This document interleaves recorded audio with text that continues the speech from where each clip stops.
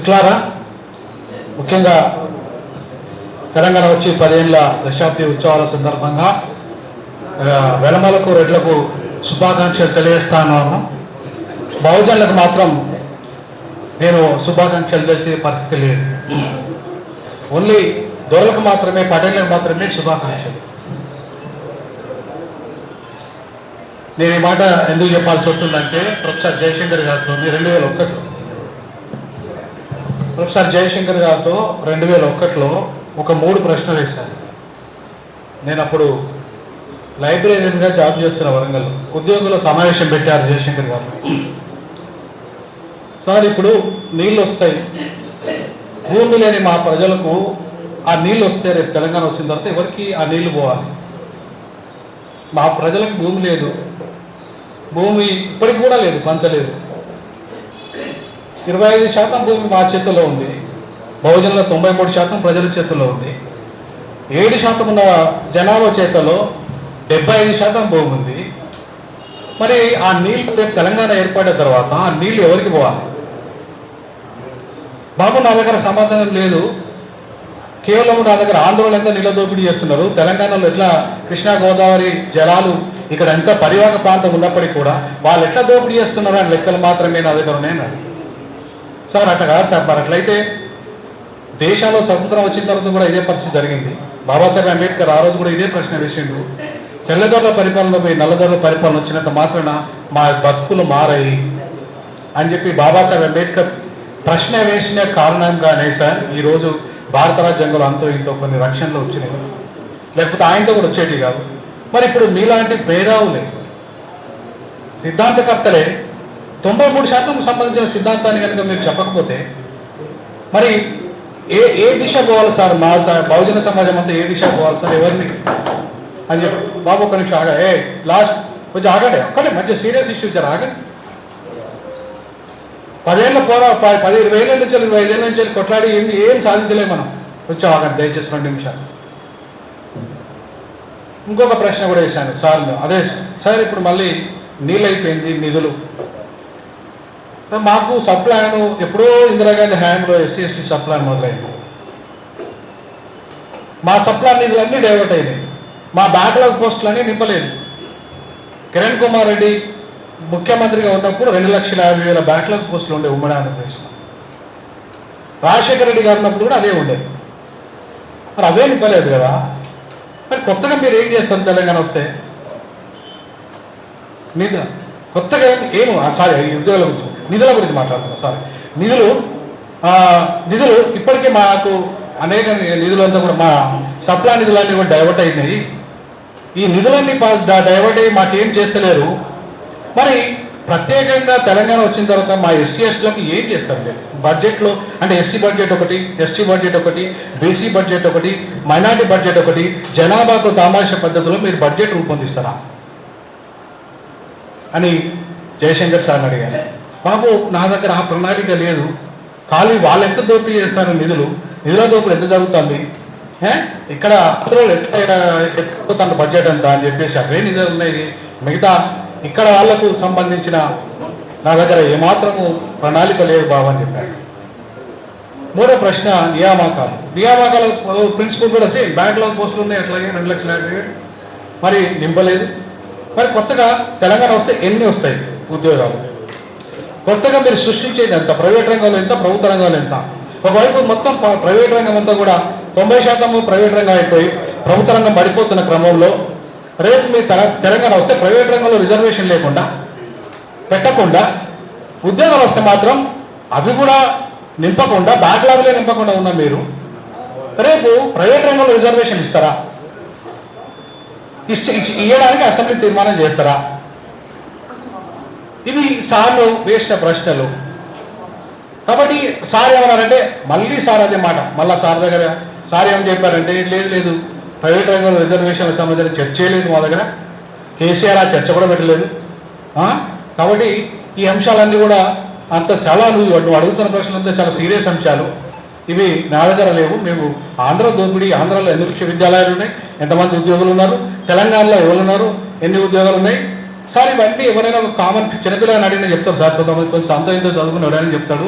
అక్కడెన్ని పాఠశాలలు ఉన్నాయి, ఇక్కడెన్ని పాఠశాలలు ఉన్నాయి, అక్కడెన్ని ఉద్యోగాలు ఉన్నాయి, ఇక్కడెన్ని ఉద్యోగాలు ఉన్నాయి అనే అంశాన్ని ఎవరైనా చెప్తారు సార్. అది సమస్య కాదు సార్. ఇక్కడ కావాల్సిన 93% ప్రజలకు ఎన్ని ఉద్యోగాలు కావాలి, ఎంత ప్రైవేట్ రంగంలో వాళ్ళ వాటా ఎంత, పరిశ్రమల్లో వాళ్ళ వాటా ఎంత, మంత్రి పదవుల్లో వాళ్ళ వాటా ఎంత, రేపు వస్తే ముఖ్యమంత్రి పదవి ఎవరు అనుభవించాలి. 52% ఉన్న బీసీలు ముఖ్యమంత్రి చేస్తారా? అప్పుడు దళిత ముఖ్యమంత్రికి నేను మొదటి నుండి వ్యతిరేకమే. అంటే నేను ఎందుకు వ్యతిరేకమని చెప్తున్నా అంటే, ఈరోజు కూడా చెప్తున్నా అంటే, మేమున్న 22%, మేమున్న 22%, కానీ మీరున్నది 52%. మరి మీరా ప్రజాస్వామ్యంలో మెజారిటీ మీరా మేమా? ముందు అవకాశం మీకు రావాలా మాకు రావాలా? మరి కాబట్టి నేను మొదటి నుండి దళిత ముఖ్యమంత్రికి వ్యతిరేకం. నేను బీసీ ముఖ్యమంత్రి కోసం రాజీనామా చేసిన వ్యక్తిని. నా ఉద్యోగం ఇంకా 7 ఏళ్ళు ఉంది. 3 కోట్ల రూపాయలు నష్టం నాకు. నేను ఉద్యోగం రాజీనామా చేయడం వల్ల 3 కోట్ల రూపాయలు నష్టం. నేను ఒక మాదిగని, ఒక ఎస్సీని, కానీ బీసీ ముఖ్యమంత్రి కోసం రాజీనామా చేసిన వ్యక్తి. ఎందుకు 2023 బీసీని ముఖ్యమంత్రిని సాధించాలని చెప్పేసి తపన కలిగిన వ్యక్తిగా, నా బర్త్డే రోజు అన్న కూడా వచ్చాడు. నా బర్త్డే వీళ్ళందరూ బీసీ చాలా ప్రముఖులంతా వచ్చారు, అన్న వాళ్ళంతా వచ్చారు. మన వ్యక్తి పరిస్థితులు అన్న బీసీని ముఖ్యమంత్రి చేద్దాము, సాధిద్దాము అని బీసీ ముఖ్యమంత్రి సాధన సమితి పెట్టి మేమంతా 33 జిల్లాలలో సమావేశాలు పెడితే, మరి కీలకమైన బీసీ నేతలు అప్పుడు మాటిచ్చిన వాళ్ళు దాని గురించి మళ్ళీ మాట్లాడలేదు. తర్వాత దాని గురించి చర్చ జరగలేదు. చివరికి బీసీ ముఖ్యమంత్రి అన్న బీజేపీ లాస్ట్కు కనీసం బీజేపీ ఎల్పీ లీడర్గా ఒక రెడ్డిని తీసుకొచ్చి పెట్టింది. గతంలో చంద్రబాబు నాయుడు ఎట్లయితే ఆర్ కృష్ణను ముఖ్యమంత్రి చేస్తాడు, గత ఎన్నికల్లో ఆర్ కృష్ణను ముఖ్యమంత్రి చేస్తాను, చివరికి రేవంత్ రెడ్డిని ఇప్పుడు ప్రస్తుతం ముఖ్యమంత్రిని అప్పుడు టీడీపీ లీడర్ చేసేది. అని ఇంకా ఎంతకాలం నమ్ముదాం వీళ్ళని అనేవాళ్ళు కాదు. కాంగ్రెస్ పార్టీలో ఉన్నా కూడా నేను ఒకటే చెప్పదలుచుకునే సందర్భంగా, ఆ రోజు ఎందుకు చెప్పినా ప్రొఫెసర్ జయశంకర్ గారితో మాట్లాడిన ప్రశ్నలే ఇక్కడ కూడా ఇవ్వదలుచుకున్నా. నేనైతే ఉద్యోగం రాజీనామా చేసినా పూర్తి స్థాయి రాజకీయాలు ఇవ్వాలనుకుంటున్నా. పూర్తి స్థాయి రాజకీయాలే, ఇంకా వేరేది లేదు. బీసీలు రాజకీయ పార్టీ పెట్టాలి. బీసీలు రాజకీయ పార్టీ పెట్టి ఈ లోకల్ బాడీ ఎన్నికల్లో పోటీ చేయాలి. మేము కూడా ఖచ్చితంగా నిలబడతాం బీసీల వెంట. మా వెంట మీరు నిలబడండి, మనమంతా కలుద్దాం. లా ఆఫ్ ఎడిషన్ ఇప్పుడేమో ఇంతకుముందు అన్న చెప్పింది అన్నది. లా ఆఫ్ ఎడిషన్ అంటే అంబేద్కరిజం కలపాలి. కుల నిర్మూలన బుక్కలు అంటే కలవడం మనం, అంతేగాని మళ్ళీ మధ్యలో కొట్లాడుకోవడం, బీసీలు మంగళ శాఖలు కొట్లాడుకోవడం, ఇట్లాంటి విడిపోయే సిద్ధాంతం బ్రాహ్మణిజము, కలిపే సిద్ధాంతం ఇవాళ అంబేద్కరిజం. మరి ఎటువైపు ఉందాం మనం? అంబేద్కరిజం వైపు ఉందామా? బీసీలకు చాలా మందికి అంబేద్కరిజం అర్థమైతే లేదు. ఇంకా అంబేద్కరిజం బీసీలకు అర్థమైన రోజు బీసీలు ఉత్తరప్రదేశ్లో ఎట్లయితే పరిణామాలు జరిగినాయో ఇక్కడ జరుగుతాయి ఆంధ్రప్రదేశ్లో. దానికి ద్రవిడ సిద్ధాంతము మనకు 1920లోనే అధికారాన్ని ఇచ్చింది.